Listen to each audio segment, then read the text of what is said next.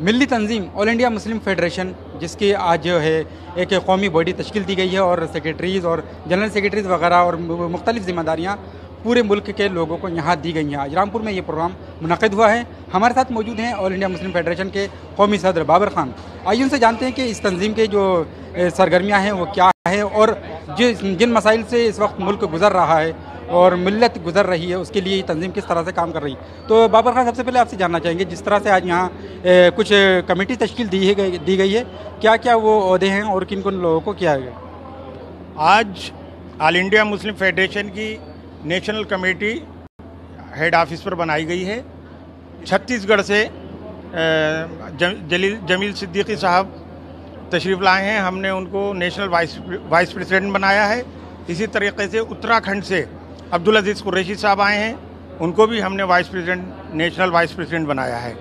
और हमारे वरिष्ठ सीनियर साथी हाजी मोहम्मद जमीर रिजवी एडवोकेट साहब को नेशनल जनरल सेक्रेटरी बनाया है। मसरूर साहब ऑफिस सेक्रेटरी हैं हमारे। नसीम खालिद साहब मुरादाबाद से तशरीफ़ लाए हैं, हमने उनको नेशनल वाइस प्रेसिडेंट बनाया है। परवेज़ साहब को नेशनल जनरल सेक्रेटरी बनाया है।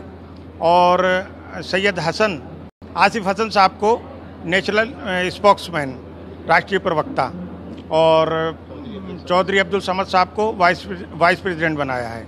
इस तरीके से आज हमने पूरी नेशनल कमेटी कंप्लीट की है। राहत खान साहब प्रोपेगेंडा सेक्रेटरी बनाए गए हैं। आपसे एक सवाल ये है कि जिस तरह से मुल्क और मिल्लत इस वक्त कई तरह के मसाइल से दो चार है, उसको लेकर ये तंजीम किस तरह की अपनी सरगर्मियाँ अंजाम दे रही है?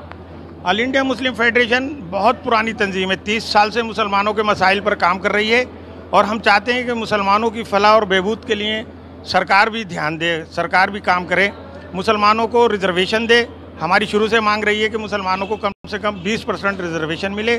जिस तरह से आज़ादी से पहले मुसलमान सरकारी नौकरियों में तकरीबन 45% तक थे, आज मुसलमानों की हालत बहुत ही बदतर है। 1% मुसलमानों सरकारी नौकरियों में नहीं है।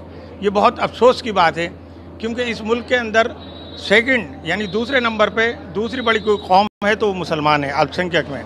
तो हम चाहते हैं कि मुसलमान जो इस वक्त बहुत ही बदतरीन ज़िंदगी गुजार रहा है, दलितों से भी पिछड़ी हुई हालात में ज़िंदगी गुजार रहा है, उसको रिजर्वेशन मिलना चाहिए, सरकारी नौकरियों में बराबर का दर्जा मिलना चाहिए, उसको तालीम के लिए आगे बढ़ाना चाहिए।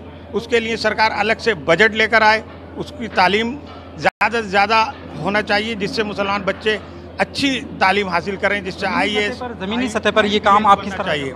ऑल इंडिया मुस्लिम फेडरेशन सरकार का ध्यान इस तरफ कर रही है। इसके अलावा हमने 12 नुकात प्रोग्राम बनाए हैं, जिसको हम बाकायदा तौर पर आवाम के बीच में लेकर गए हैं। और हमारी जो कोशिशें हैं, ख़ासकर तालीम के मसले में हम लोग काम कर रहे हैं। मुसलमानों में हम चाहते हैं कि मुसलमान बच्चों को कम से कम तालीम इतनी हो जाए कि वो सरकारी नौकरियों में आ सकें और अपने अच्छा मुकाम हासिल कर सकें। अभी उर्दू के मसले को लेकर अगर हम आपसे सवाल करें कि उर्दू जिस तरह से यहाँ ख़त्म की जा रही है और उर्दू को दूसरा दर्जा देने की आपने एक लंबी तहरीक भी चलाई है, मौजूदा सूरत हाल क्या है? मौजूदा सूरत हाल उर्दू के संग सोतेला बर्ताव है। उर्दू मुसलमानों की ज़ुबान नहीं है, बल्कि ये एक मीठी ज़ुबान है और सभी की ज़ुबान है। यहाँ हिंदू भाई भी उर्दू बोलते हैं, मुसलमान भी और सिख ईसाई भी।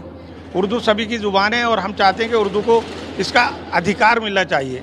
इसको उत्तर प्रदेश की दूसरी सरकारी ज़ुबान बनाने के साथ साथ हाई स्कूल तक लाजमी करार दे दिया जाए। और हमारी यही बात हम इसको आगे बढ़ाते हुए हमने एक मांग रखी थी कि उर्दू प्रदेश 30 ज़िलों को मिलाकर उत्तर प्रदेश के 31 ज़िलों को मिलाकर उर्दू प्रदेश बनाया जाए। हमारी मांग है कि उर्दू प्रदेश बनना चाहिए। और ये मांग इसलिए है कि चूँकि और भी सूबे ज़ुबान के नाम पर बनाए गए हैं। जिस तरह से पंजाबी बोलने वालों का पंजाब है, बंगाली बोलने वालों का बंगाल है, मराठी बोलने वालों का महाराष्ट्र है, इस तरह से उत्तर प्रदेश के अंदर उर्दू ज़्यादा बोली जाती है। तो हमारी मांग है कि उर्दू की तरक्की के लिए एक उर्दू प्रदेश बनाया जाए। बहुत बहुत शुक्रिया आपका। तो ये थे हमारे साथ ऑल इंडिया मुस्लिम फेडरेशन के कौमी सदर बाबर खान, जो हमसे बात कर रहे थे और बता रहे थे कि उनकी जद्दोजहद किस तरह से यहाँ इस मुल्क में यह अंजाम दे रहे हैं। ETV भारत के लिए रामपुर से अबुल कलाम।